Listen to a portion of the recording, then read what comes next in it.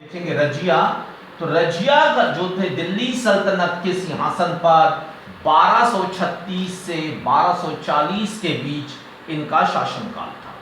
रजिया जो थी इल्तुतमिश की एकमात्र पुत्री थी। इल्तुतमिश की यहां पर कि हम देखें तो 5 संतानें थी। पहला जो था नासिरुद्दीन, दूसरे नंबर पे थी रजिया, तीसरे नंबर पे था रुकुनुद्दीन, मोइनुद्दीन और अलीमुद्दीन। ये जो थे ये इल्तुतमिश की 5 संतानें थी। रजिया जो थी एकमात्र पुत्री थी और ये दूसरे नंबर की संतान थी।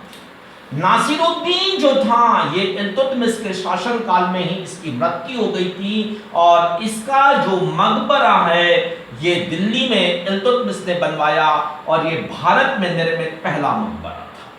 और इल्तुतमिश को इस वजह से ही मकबरा निर्माण का पिता कहा जाता है। जो मकबरा जो है भारत में इल्तुतमिश ने चालू किया था मकबरा बनवाने की प्रथा। उसके बाद रुकुनुद्दीन बैठा था सिंहासन पर। रुकुनुद्दीन के बाद रजिया बैठी। रजिया का जो लालन पालन इल्तुतमिश ने पुत्रों की भांति किया था। इसने पुत्र और पुत्री में किसी प्रकार का भेदभाव नहीं किया था और रजिया को सैनिक शिक्षा दी थी। इल्तुतमिश ने तो अपना उत्तराधिकारी रजिया को ही नियुक्त किया था, लेकिन अमीरों के दबाव की वजह से रुकुनुद्दीन को सुल्तान बनना पड़ा और रुकुनुद्दीन की अयोग्यता के कारण जनता ने कष्ट उठाए और रजिया ने जो था यहां पर सिंहासन पर अधिकार कर लिया। जो इस प्रकार रजिया मुस्लिम जगत में, यानी आप ये समझिए कि पूरे विश्व में जहां पर भी मुस्लिमों का शासन था वहां पर शासिका बनने वाली ये पहली महिला थी।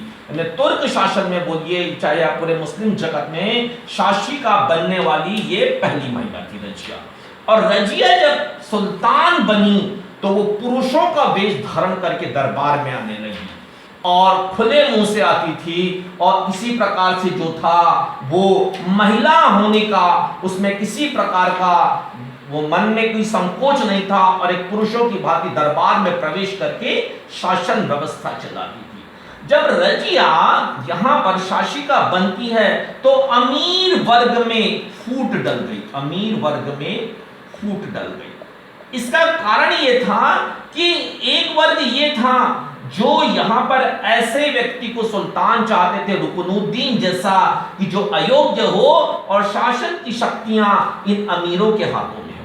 लेकिन एक जो दूसरा वर्ग था जो ईमानदारी से शासन करना चाहता था और उनको जो कुशल शासक होते थे उनके नियंत्रण में कार्य करने में उनको किसी प्रकार का कोई संकोच नहीं था और इस प्रकार से था जो रजिया के शासन काल के दौरान अमीर वर्ग 2 भागों में विभाजित हो गए यहां पर। अच्छा, अब रजिया जो थी यहां पे शासिका बनी तो उनके सामने चुनौतियां आती है। तो रजिया की जो चुनौतियां थी हम इसकी चर्चा करते हैं। तो सबसे पहला था यहां पर प्रतिद्वंदी। इसके जो प्रतिद्वंदी थे, रजिया के प्रतिद्वंदी इसके स्वयं भाई थे। ये नहीं चाहते थे कि रुकुनुद्दीन के बाद उनकी बहन यानी रजिया शासिका बने। मोइनुद्दीन और अलीमुद्दीन ये शासक बनने के लिए तैयार थे यहाँ पे। अच्छा, इन्होंने क्या किया था कि कुछ अमीरों के साथ में मिलकर रजिया के खिलाफ विद्रोह किया, जिसका कि रजिया ने समय रहते उस विद्रोह का कुशलता से दमन करके अपना शासन कार्य करने लगी। इसी प्रकार जो दूसरा जो था यहां पर राजपूत शासक, ये जो थे राजपूत शासक ये तुर्क शासकों को भारत से उखाड़ फेंकने के लिए प्रयासरत थे।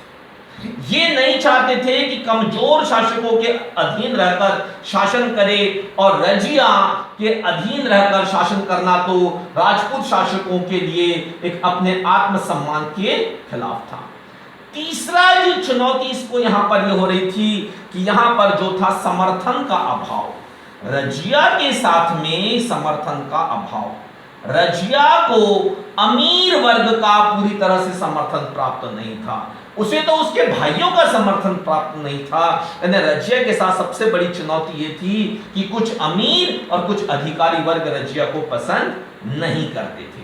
और चौथा जो यहाँ पर सबसे बड़ी चुनौती थी रजिया का महिला होना। जैसे कि हमने पहले भी देखा था कि अभी तक दिल्ली सल्तनत के सिंहासन पर कोई भी महिला शासिका नहीं बनी थी, और रजिया पहली महिला जो थी जो शासिका बनी थी। और ये अमीर वर्ग किसी महिला के अधीन रहकर शासन करने में अपनी सहयोग देना अपने आत्मसम्मान के खिलाफ मानते थे। यानी इन चुनौतियों को रजिया ने बड़ी कुशलता के साथ दमन करते हुए शासन व्यवस्था को संभाला। अच्छा, रजिया के साथ में यह था कि इसने इस समस्या का समाधान कैसे किया। समस्या का समाधान, अब हम यहां पे ये देखते हैं कि अपने शासनकाल के दौरान रजिया ने समस्या का समाधान कैसे किया था। सबसे पहली बात, रजिया ने यहां पर अपने प्रशासन को सुचारू रूप से चलाने के लिए ख्वाजा मुआज़ुद्दीन, ये नाम याद रखने का है, ख्वाजा मुआज़ुद्दीन को ख्वाजा मुआज़ुद्दीन को वजीर नियुक्त किया। ये काफी अनुभवी एवं योग्य व्यक्ति था ख्वाजा मुआज़ुद्दीन, तो ख्वाजा मुआज़ुद्दीन को इसने अपना वजीर नियुक्त किया। रजिया ने अपनी कार्यशैली में अमीरों की दखलंदाजी स्वीकार नहीं की। अमीरों की दखलंदाजी स्वीकार नहीं की। रजिया जो थी अपने प्रशासन के दौरान, शासन व्यवस्था चलाने के दौरान अमीरों की दखलंदाजी को स्वीकार नहीं करती थी। वे केवल विश्वसनीय एवं वफादार जो थे और अपने कार्य बहुत ईमानदारी से करने वाले अमीरों को ही महत्व देती थी, और जो लापरवाह टाइप के अमीर थे उनकी दखलंदाजी को बिल्कुल भी स्वीकार नहीं करती थी। तीसरा इसने समस्या के समाधान के लिए क्या था कि एक अफ्रीकी निवासी अबासीनिया देश का था, इसका नाम था जमालुद्दीन याकूत। जमालुद्दीन याकूत ये गैर तुर्की व्यक्ति था, इसको अमीर ए आखूर के पद पर नियुक्त किया। अमीर ए आखूर के पद पर नियुक्त किया, जो रजिया के साथ हर प्रकार की गतिविधियों में, सभी प्रकार की गतिविधियों में रजिया के साथ में रहता था। जितने भी विद्रोह हुए उसका दमन जमालुद्दीन याकूत ने रजिया के साथ में मिलकर किया। अच्छा, इस प्रकार जो था एक गैर तुर्की व्यक्ति को रजिया जब इतना महत्व देती थी, तो बाकी जो थे ये तुर्की अमीर रजिया को सिंहासन से हटाने के लिए अब षड्यंत्र रचने लगे।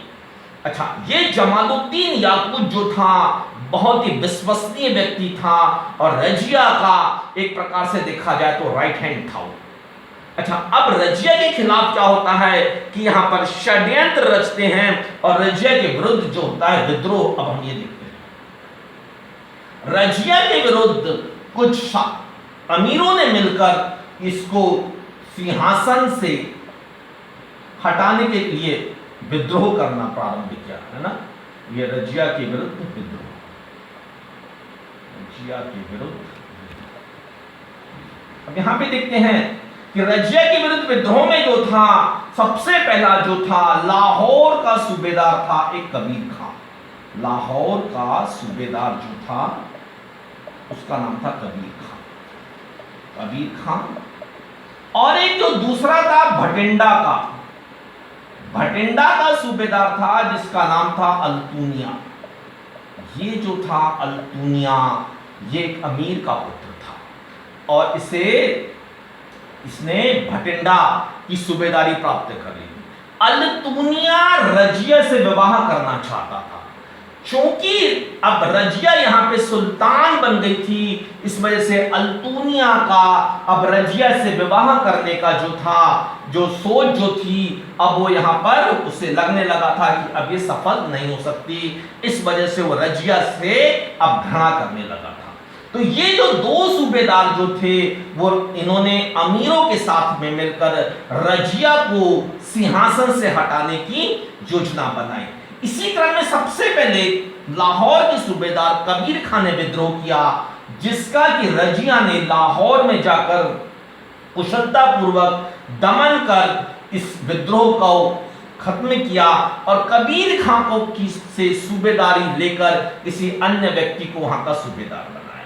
इसी क्रम में जब ये सूचना भटिंडा के सूबेदार अल्तूनिया को मिलती है तो अल्तूनिया यहां पर विद्रोह कर देता है और दिल्ली पहुंचने से पहले ही यहां पर भटिंडा में विद्रोह प्रारंभ हो जाता है। रजिया लाहौर से भटिंडा पहुंचती है।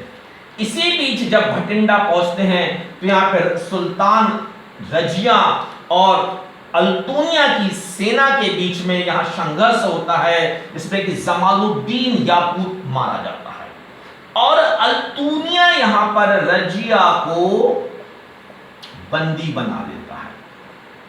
अल्तूनिया यहां पर रजिया को बंदी बना लेता है और दिल्ली में जो रजिया का भाई था मुइजुद्दीन जो है ये बहराम शाह के नाम से दिल्ली के सिंहासन पर बैठ जाता है। ये जो था मुइजुद्दीन बहराम शाह के नाम से दिल्ली के सिंहासन पर बैठ जाता है और जो बाकी के अमीर थे वो अपने मन माफिक पद प्राप्त कर लेते हैं। लेकिन ये जो अल्तूनिया होता है इसे किसी प्रकार का कोई पद प्राप्त नहीं होता है। इस वजह से ये नाराज हो जाता है और यहां पर कैद में रजिया इस वस्तु स्थिति को समझकर अल्तूनिया से विवाह का प्रस्ताव रखती है। अल्तूनिया से विवाह का प्रस्ताव रखती है। अल्तूनिया इसके रजिया के साथ विवाह के प्रस्ताव को स्वीकार कर लेता है और यहां पर दोनों विवाह कर लेते हैं और इसके पश्चात दिल्ली के सिंहासन पर अधिकार करने के लिए योजना बनाकर दिल्ली की ओर कूच करते हैं। लेकिन इसी बीच यहां पर रास्ते में कैथल नामक स्थान पर यहां पर जो है 1240 में विद्रोहियों के द्वारा रजिया और अल्तूनिया की यहां पर हत्या हो जाती है और इस प्रकार से जो था रजिया का शासनकाल यहां पर सारा 1240 में समाप्त हो जाता है।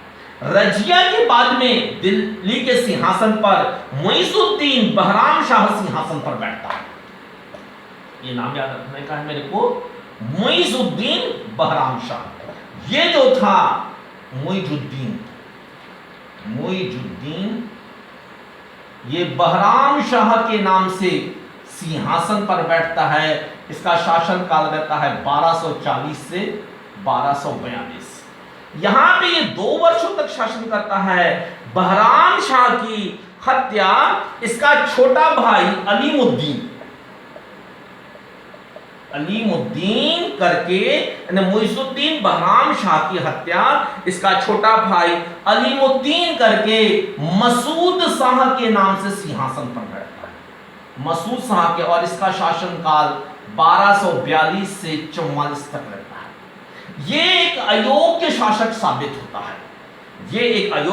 साबित होता है। इसी वजह से अमीरों में से ही एक नासिरुद्दीन महमूद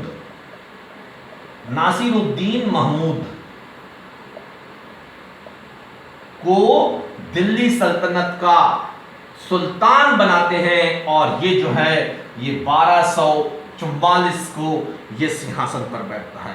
ये 1200 इसका शासनकाल देखिए 1242 से 44। हाँ, ये 1242-44 से ये सिंहासन पर बैठता है। ये इस प्रकार जो है ये लगभग 1266 तक ये दिल्ली के सिंहासन पर बैठता है।